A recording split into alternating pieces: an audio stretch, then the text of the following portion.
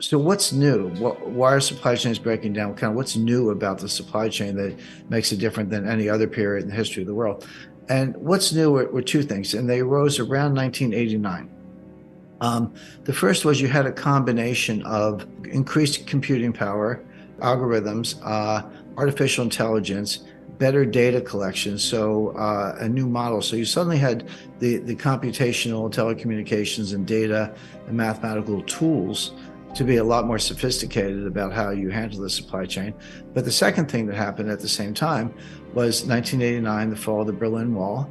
1991, the collapse, demise of the former Soviet Union, which gave rise to new trading partners. And at the same time, you had the rise of China. China did have a fairly high growth period in the 1980s, but nothing like we see today. And it all came crashing down in 1989 with the Tiananmen Square massacre.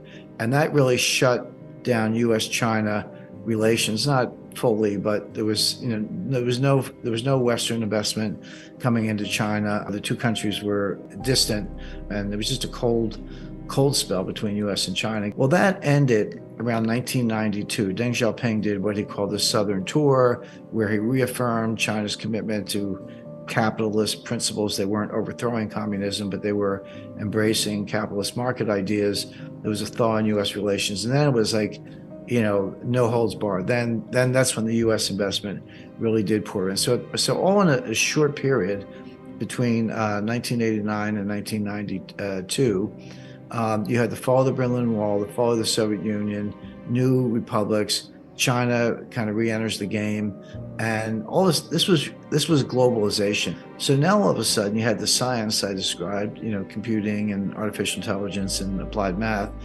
and a true global market. So now the supply chains could go 9,000 miles from Chongqing to New York, or from Shanghai to Seattle, or London to Hong Kong, of course. So this was true globalization, much larger scale, much longer supply chains, and it worked. And so this was a period I call supply chain 1.0. 30-year period from 1989 to 2019. Now, why did it break down around 2019? I talked to one individual in particular. I was CEO of a Fortune 10 company. He was probably the single individual most responsible for building the modern supply chain. There were a lot of people involved, of course, but this guy was really the leader and is recognized as such. And he told me, because I interviewed him for the book, he said, Jim, you have to understand, it took us 30 years to build this. We blew it up in about 3 years. It's not going to come back overnight. It's going to take 5 or 10 years, or maybe longer, to rebuild in some form. And I think that's exactly right. So what was it, around 2019 that did cause it to break down? Well, really, three things. A lot of people look at the pandemic and they go, oh yeah, COVID, that disrupted everything. That was the problem. And some people look at the war in Ukraine and the Russian sanctions and go, that was the problem. And they both made it worse. No doubt about it, made the supply chain worse. But it really started in 2018 with Trump's tariffs on China. So Trump put tariffs on appliances and solar panels. Now, technically they were global, but most of that stuff was coming from China. So this was really a shot aimed directly at China. Well, China didn't stand still for that. So China said, well, what can we do to strike back? Well, at the time, China was and is the world's largest importer of soybeans. They need the protein. They don't have enough. The US and Brazil are the two largest exporters of soybeans. Well, China was buying all their soybeans from the United States because they were trying to reduce the trade deficit. We were buying so much stuff from them, and China said, well, what can we buy from the US just to kind of balance the books a little bit? And the answer was soybeans. Well, when Trump put the tariffs on, China redirected all of their soybean orders to Brazil. They stopped buying US soybeans and they bought them all from Brazil. Well, there's a lot more to that than a phone call. I mean, you got vessels and dry bulk carriers and transportation lanes and port facilities. And, if you're Brazil and you get all these orders, you got to get trucks to get the soybeans to the ports. You got to open up port facilities. If you're a cargo vessel operator, you got to redirect all your routes. You got to break long-term contracts, et cetera. The point is, this is a major shift in global logistics just to change the order book from the US to Brazil. Beyond that, people involved in this, they don't want 6-month contracts. They want 5-year contracts, or at least 3-year contracts. And they got them. And so now all of a sudden, China's buying all their soybeans from Brazil. But this scrambled global supply chains. Now, what are the US farmers doing? We're still growing the soybeans. We can't sell them to China. Well, it turns out the Netherlands needed them. So, okay, we'll sell them to the Netherlands and distribute them to Europe, which they did. But once again, instead of Port of Los Angeles, you're using Port of Houston or Port Elizabeth near New York or whatever. And then this went on and on because Trump put more tariffs on to retaliate. China took more actions against the United States, canceled purchase. So, and it escalated from there. Now, again, COVID made it worse. The war in Ukraine made it worse. But it's very clear that that's where it started.